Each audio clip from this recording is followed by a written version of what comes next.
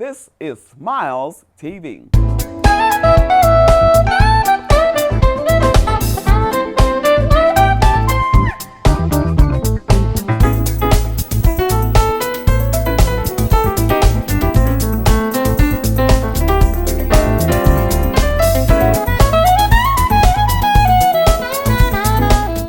Welcome to Smiles Television Talk Show. I'm your host, Stephanie Anthony Mountain. Thank you for tuning in again.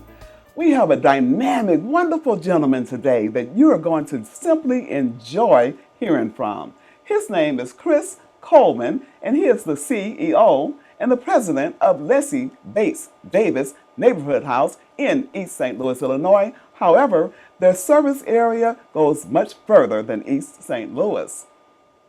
Don't go away and remember, Jesus Christ was born of a virgin. He was crucified and buried, and he rose on the third day. Confess with your mouth that Jesus is Lord. Believe in your heart that God has raised him from the dead, and thou shalt be saved. Stay tuned for more smiles.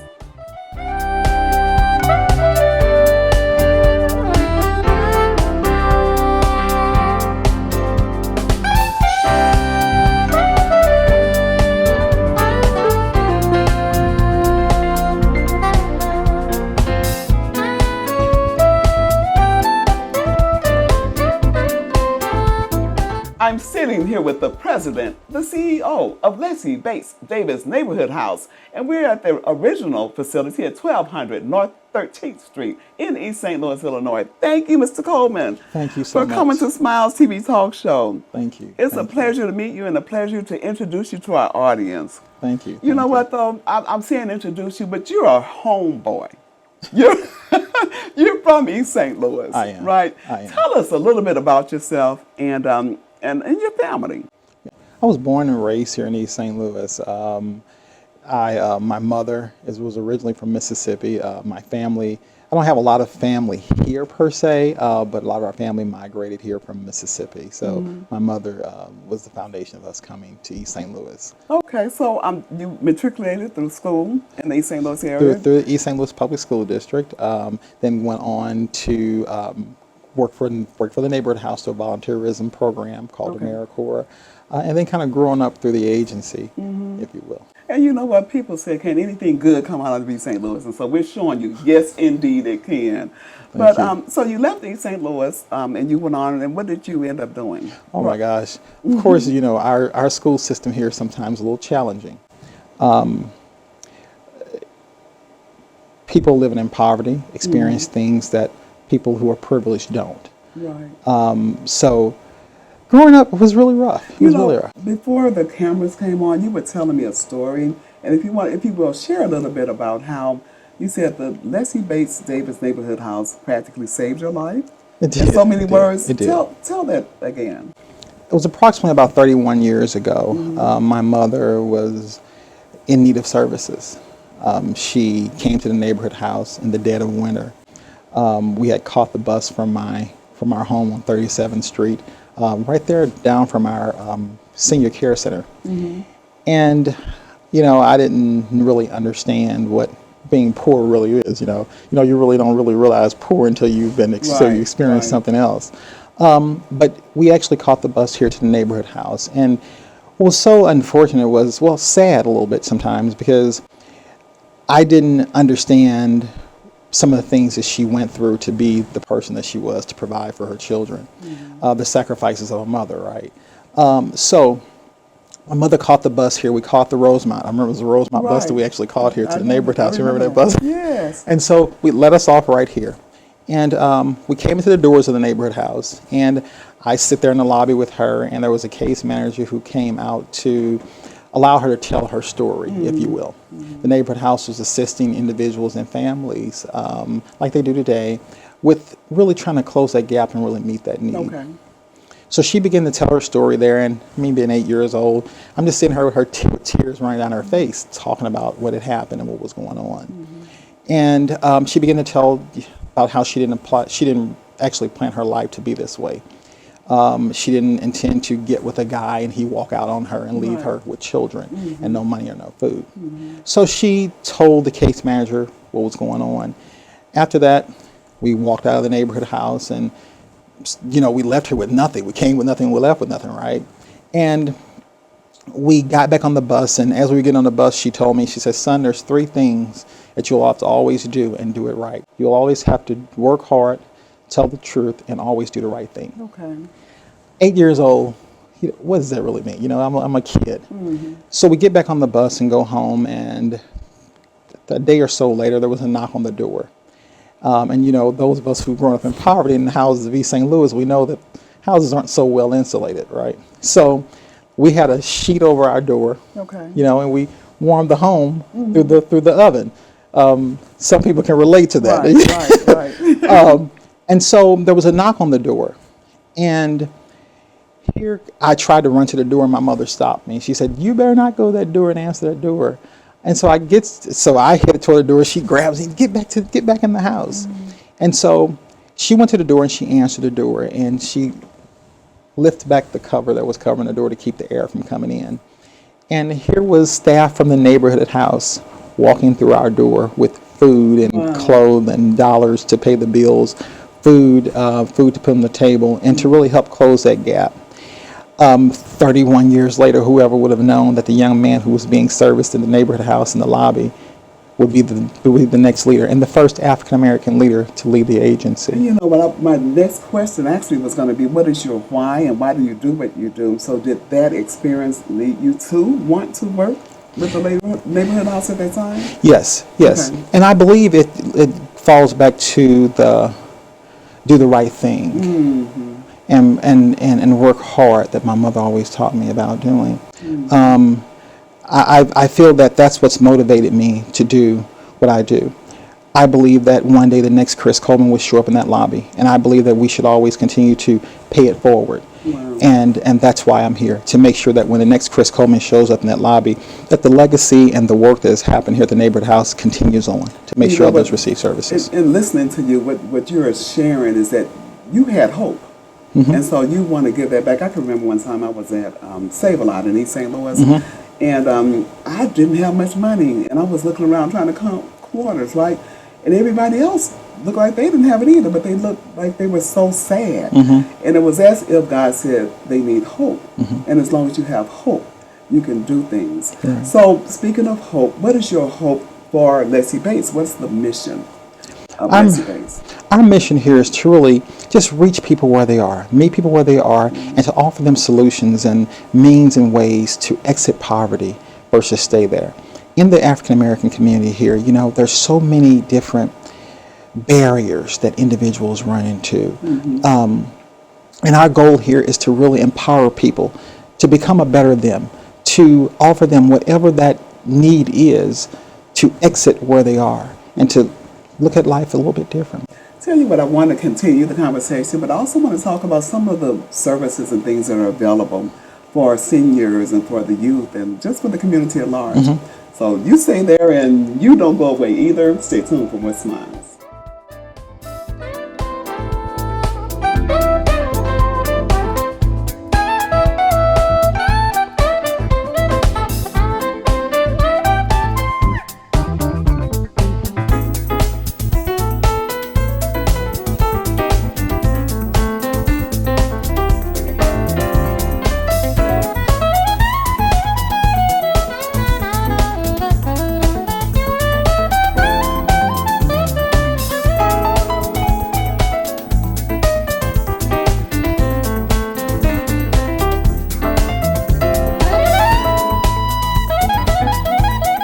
We're back, and we're talking with Mr. Chris Coleman, the CEO and President of Lessie Bates Davis Neighborhood House. Mr. Coleman, I love your facilities. You have a couple of different facilities throughout the area, and we'll talk about that if we get a chance to. But I really want you to share with our audience some of the things that you provide. What does Lessie Bates do? Lessie Bates do a wide array of things. We have our education programming, we have our community health and welfare programming, and we also have our volunteerism component and our workforce. The one I would like to lift up the most would be our community health and welfare. Under this one of our newest programs that we have. And with this program, we have a congregant feeding component in this program. And what we do is we allow seniors to leave their homes, come into our community center, eat, socialize, and really get a chance to really assess their health and well-being as well, every day, Monday through Friday. We also have a Meals on Wheels program, which is servicing about 1,700 meals each week. About how many? 1,700 meals go out, close to 1,700 each week to seniors, to make sure that they're not choosing medication over food. You know, of course, our youth and our seniors are their prized assets in the community, and we definitely want to make sure we're meeting those needs. So, where do you see the Lessie Bates Davis neighborhood house heading? What's your vision for the future? My goal for the neighborhood house is to take individuals from being another transaction of the agency into a transformation. For each year, over the past years, we've serviced individuals in so many ways. They would come to the neighborhood house, they would grab a box of food, but they would leave. But they left still having a need that needed to be met. So what we're doing is we're taking individuals from just letting them come in and get a food box to finding out what else can we do to close this gap. Because each and every month a person shouldn't have to come back to that line if you're really meeting their need, right? So we're taking these individuals and making sure that we fully wrap them by doing intensive case management to find out if is it job training that you need? Is it a food box that you need? Is it maybe mental health? Okay. You know, maybe it's your child needs to be in daycare, or you need some after school enrichment for your child. So, or maybe someone needs to watch mom, or maybe mom need to visit our care center there during the days to allow you a chance to go to work or whatever that may be. And we're really trying to give these individuals a full wrap to make sure that we're doing everything we can to keep them from being that recurring transaction and to then move on to a transformation. Wow, that is amazing. I can remember when my mom had Alzheimer's and dementia, and I was her major caregiver. But the Lessie Bates Davis Neighborhood House was available for services for her. Wow. And so I know the services were excellent. Wow. Because it was my mother, and I was making sure they were.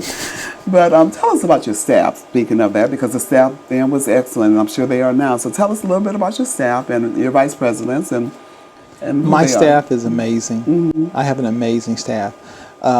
They all got behind me to make sure, you know, of course, I feel all the time, I tell them all the time, is that I'm just a man taking a walk if none of them are following me and really pushing me on to the next level. So this agency thrives and grows and evolves into this great thing only because I have the vision, but they have the legs. They're the they're the moving parts of this agency, and they're just taking this staff, this agency to even higher levels.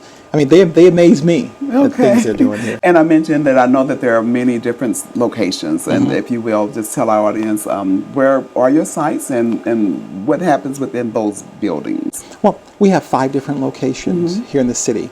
We're strategically placed throughout the city to make sure that individuals don't have to catch those buses just to get here or take public transportation. And if they do take public transportation, it's not a long ride. They don't have to transfer buses and things like that. Our agencies are strategically aligned to make sure that kids who in the South End who needs to get to the center for educational enrichment and homework help and playing basketball in the community center in a safe environment, they visit our Mary Brown Center. We also have a daytime computer training class there at the Mary Brown Center. We also have our early childhood and development center right there located on State Street by the school board. That inside that building we actually have a prevention initiative program where parents and staff are working together to move that child forward. We also have our main center here on 13th Street, which is where it all started from. That's right. We actually have an individual and family support program here.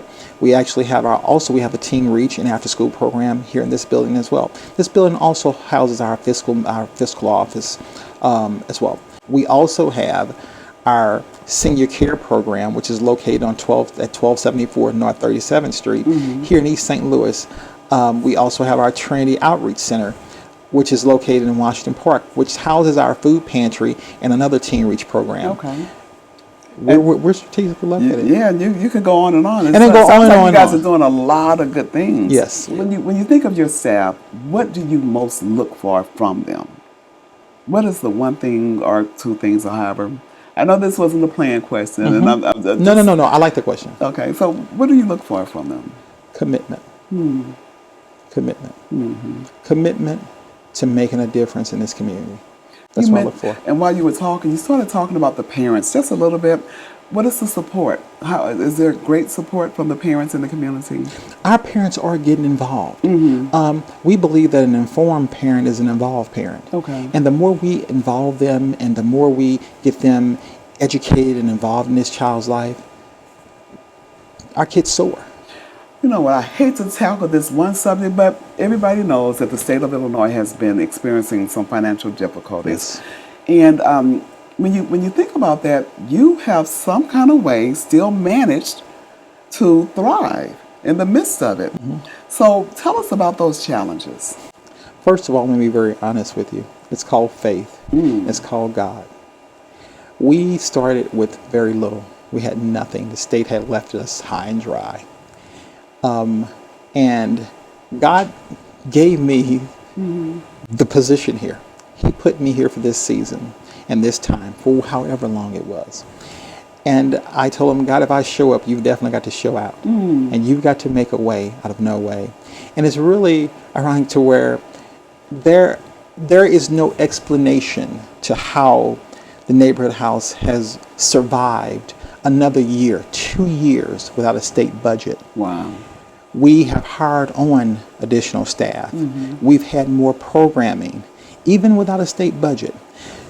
We have taken a little, and I don't understand God's math, so I try not to get into it, right? But I try not to figure out his math. But when other agencies were closing and they didn't have enough dollars to make payroll, not one time have we had to talk about layoffs under my administration this year. That's nothing but God. All of our buildings are still open. People are yet working. Our centers are thriving. The community is growing. And more right now under our jobs program, more than 25% of the individuals who entered our program in November under our Community Youth Employment Program, they're working jobs making $12 and above an hour. That's a sustainable wage.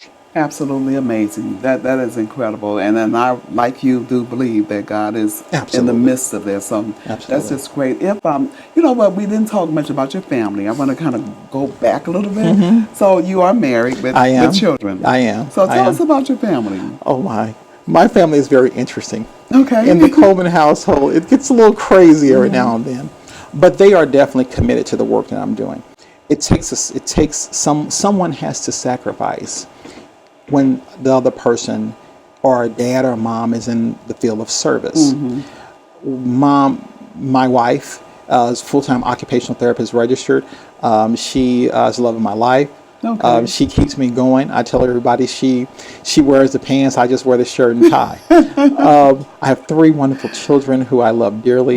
Kendall, Caitlin, and CJ. Kendall's 14, Caitlin is 6 going on 21, and CJ is 9 trying to find himself.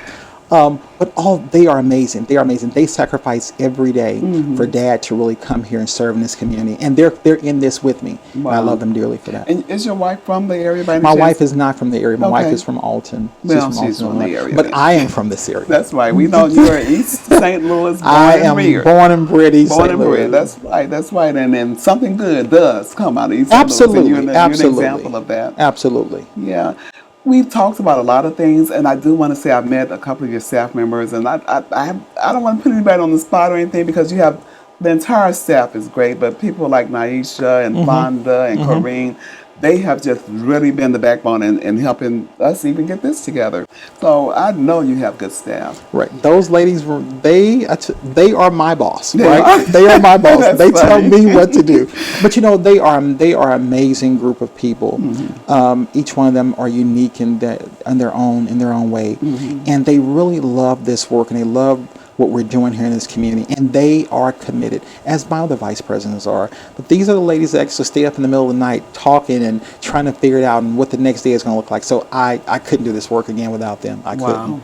Well, I want to thank you, but you know what? I also want you to give out your telephone number. If people are interested in finding out a little bit more about your services, feel free to share that with them if you want.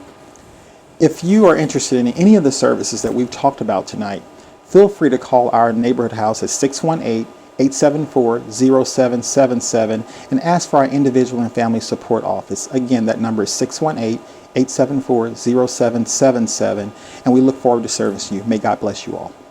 Thank you, Mr. Coleman. Thank And you you so know what? much. I have you on camera, and quite often I ask my guests, if you get the chance, will you come back to Smiles? Absolutely. Okay, you heard him. He said absolutely. He didn't just say yes. He said absolutely. Thank you again. Thank you so much. I want to thank you for tuning in to Smiles Television Talk Show. Tune in every Monday at 8 o'clock p.m.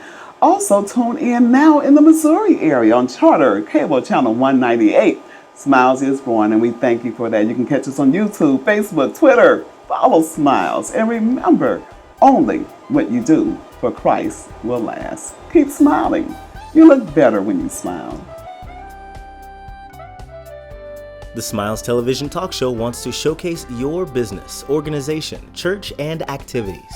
If you have an interest in being a guest on Smiles Television Talk Show, or if you have any show ideas, contact Stephanie Anthony Miles at smilestv777@gmail.com. You may also call 618-741-3770. Tell your friends to subscribe to the Smiles YouTube channel. Let Smiles TV increase your reach. Remember, you look better with smiles.